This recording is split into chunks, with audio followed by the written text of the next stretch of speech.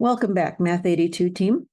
Last time we learned about the method of variation of parameters for solving second order, possibly non-constant coefficient, but driven ordinary differential equations. And today we are going to delve more into the roles of the homogeneous and particular solutions when looking for all possible solutions to a driven ODE. Here we see equation 1 is a homogeneous or unforced or undriven ordinary differential equation. And equation 2, which has the same form for the ODE on the left-hand side, but differs on the right-hand side because there's a non-zero function there, is an inhomogeneous or forced or driven differential equation.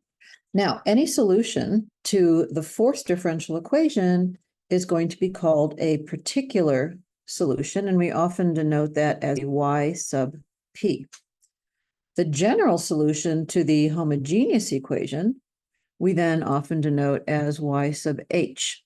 Let us define the differential operator L to be the operator such that when you plug in anything, you take that anything's second derivative, and then P1 times its first derivative, and then P2 times that anything. So suppose my anything is a star, I can plug in my differential operator of star, or I think about applying the differential operator to star, and that simply means take the second derivative of that thing, star, take P1 times the first derivative of that thing, star, and then add that to P2 times the star itself. So that's the differential operator. So this left-hand side can conveniently simply be represented by the differential operator applied to a particular solution, y sub p. So just think of this as a shorthand. So what does that mean when we look at our first equations that we saw up here? Notice that this left-hand side is the same whether we're looking at the homogeneous or the inhomogeneous ODE. So this actually can be represented by our differential operator. Think of the analogy to linear algebra. The differential operator is always linear. We're going to use matrix multiplication.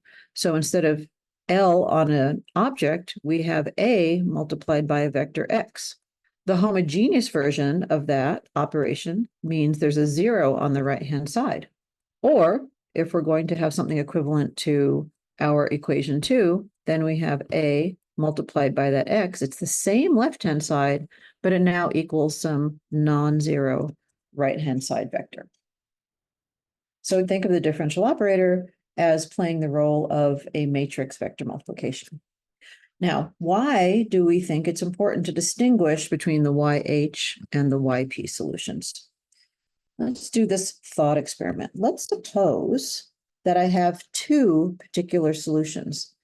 Remember, the particular solution is not unique. Now let's call function y tilde the difference between these two particular solutions that we found.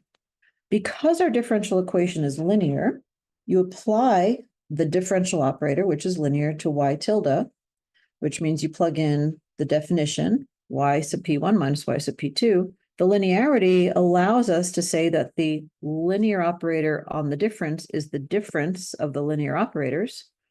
But because y sub p1 and y sub p2 are both solutions to the driven ODE, then the linear operator applied to each of those is simply the right-hand side f, which ends up giving us 0. What does that say? That says that my y tilde, which is the difference between any two particular solutions, is going to satisfy the homogeneous differential equation. So this is a big idea here. If the difference between any two particular solutions of the driven differential equation is a solution of the homogeneous differential equation, then the general solution of the homogeneous differential equation can actually be used to describe all possible particular solutions. So we had talked earlier about how do you know you have found every answer?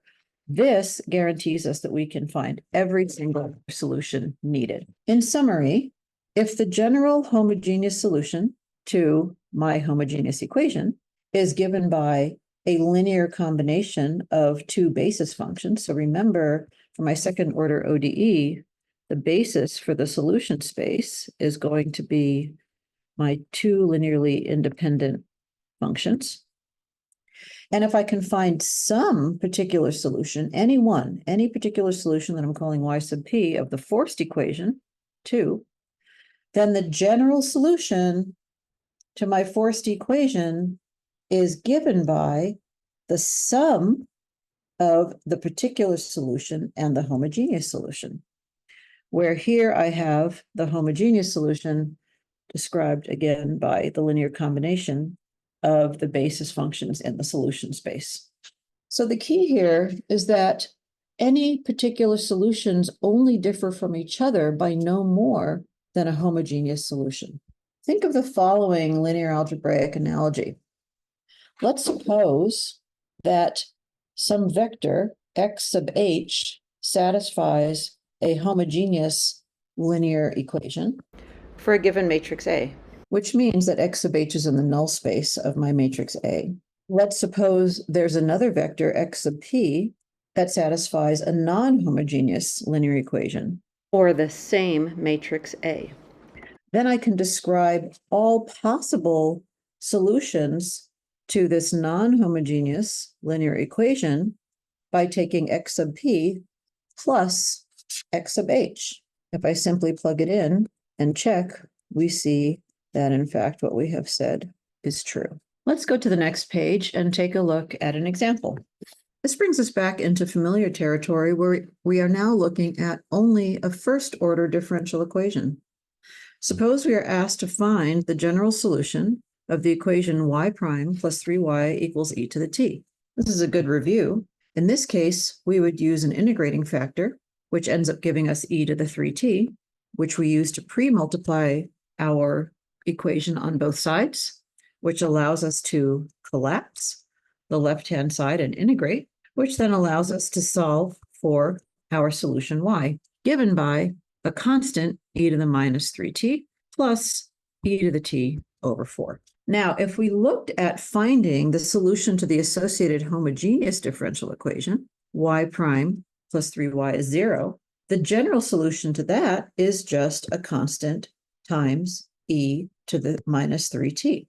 This 1/4 e to the t term itself actually satisfies the original forced equation up here. Plug it in and give it a try. So this 1/4 e to the t term is a particular solution.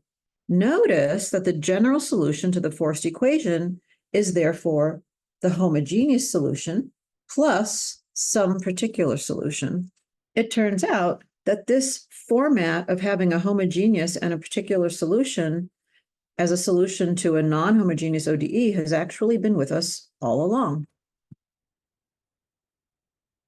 Now, the unfortunate news is that to solve forced differential equations, you do need to find a particular solution. The good news, though, is that we only need one particular solution out of a possible infinite number of particular solutions. And it turns out that guessing that particular solution is a totally legitimate way to obtain one. Now, of course, our guesses have to be educated guesses, and we'll talk more about that in a moment. This method of using educated guesses is actually called the undetermined coefficients method. It is a systematic way of guessing what the particular solution should be when you're facing a forced but linear, and in this case, constant coefficient differential equation. So the method of undetermined coefficients is not going to necessarily work as well if the differential equation is non-constant coefficient. The form of the equation looks like this. And the important thing to keep in mind is that the form of the forcing function will help you with your guess. So here's the idea. We are going to guess a particular solution, and we're going to guess that it's going to look like a linear combination of that right-hand side f and all of its linearly independent derivatives. What does that procedure look like? We first guess a particular solution as a linear combination of whatever you think is going to be needed. And frankly, the more you practice this, the more this makes sense. So, for example, let's suppose that f of t is t squared, say. Then I'm going to guess that my solution is going to look like some linear combination of t squared plus its derivatives that are linearly independent from t squared. Step 2 is to plug in your guess to the differential equation. This word Ansatz is a mathematical term that basically says guess. Once you plug into your differential equation, you're in a position to determine these unknown constants that were part of your initial guess. In our case, up here in the example, those constants are A, B, and C. Now, if for some reason you run into a roadblock and finding those constants ends up being not possible, you get some inconsistent system, for example, then you go back to step 1 and try again. If, however, what you have worked, then you are ready to take the homogeneous solution and add it to the particular solution to get the general solution. If you are given initial conditions, you can now use those to determine the remaining constants. Now here, let me give you a warning. Make sure that you only apply the initial conditions after you have the entire general solution. Let's walk through one example to see how this is going to look in practice. Our task is to find the solution to the second order differential equation, y double prime plus y equals 6 times sine of 2t. We are also given initial conditions, y at 0 equals 1 and y prime of 0 equals 0. Take a moment to pause the video and see how far you can get with this problem before I work it through for you. Okay, what should our guess for our particular solution be? Because of the form of the right-hand side, sine of 2t, I'm actually going to guess that my particular solution looks like some version of sine of 2t, where a is some unknown constant. Our next step is to plug this into the ordinary differential equation. In order to plug in our guess, though, we need to first compute y prime and y double prime. Now I'm ready to plug directly into my ordinary differential equation, where I take y double prime plus y and set that equal to my right-hand side, 6 sine 2t. Let's simplify, and what we have is minus 3a sine 2t has to equal 6 sine 2t. Now we can see where this method of undetermined coefficients comes in. We simply do coefficient matching between the left-hand side and the right-hand side. In order for our solution to make sense, we need minus 3a to equal 6, which of course implies that a is minus 2. Going back to our initial guess that our particular solution is some constant sine 2t, we now have a particular solution, which is going to be minus 2 times sine 2t. Great. We now have a particular solution, but how do we get the general solution? Don't forget that we also need to add this to the homogeneous solution. We know from previous work how to solve the homogeneous version of this equation. That solution is given by a linear combination of cosine of t and sine of t.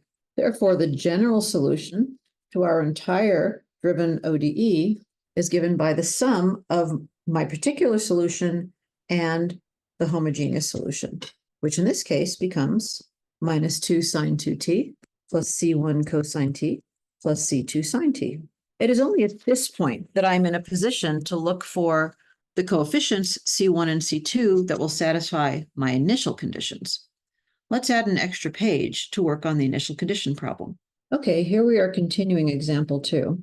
We already know the general solution to this forced ODE, and we are now going to use the initial conditions to find C1 and C2. Let's take first our solution at time 0. Plugging in time 0 to the function minus 2 sine 2t plus c1 cosine t plus c2 sine t gives us c1.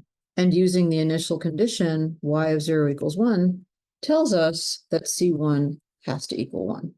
Now to use the second initial condition, we have to take the derivative of our solution y. Take a minute and see if you can find the first derivative of y, plug in 0, apply the initial condition, and find c2. Okay, The first derivative of y is given by minus 4 cosine 2t minus c1 sine t plus c2 cosine t. And remember, we already found that c1 equals 1. Plugging in 0, we have minus 4 plus c2 equals 0. Therefore, c2 must equal 4. Finally, we now have the full solution to our initial value problem. The function y of t is minus 2 sine 2t plus cosine t plus 4 sine t. We're going to have a lot of opportunities to practice much more in class when we meet next time. So what I want you to keep in mind is that we have learned to distinguish between homogeneous and particular solutions and their role. We've seen the idea that given a forcing function, how we might guess what a particular solution looks like. In general, that form of the particular solution is going to look like the forcing function along with its linearly independent derivatives. We've seen an example of applying the method of undetermined coefficients and knowing when to apply the initial conditions. We apply those initial conditions only once we actually have the full general solution. All right, that is it for now. We'll see you in class where we'll get to practice a lot. Take care, bye.